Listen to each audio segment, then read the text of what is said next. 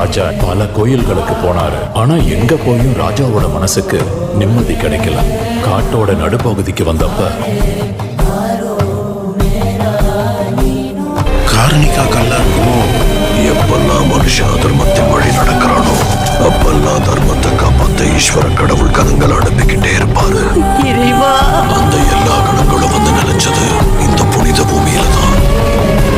ஈஸ்வர கடவுள் இங்க வந்தாரா? இங்க வந்தது மட்டும்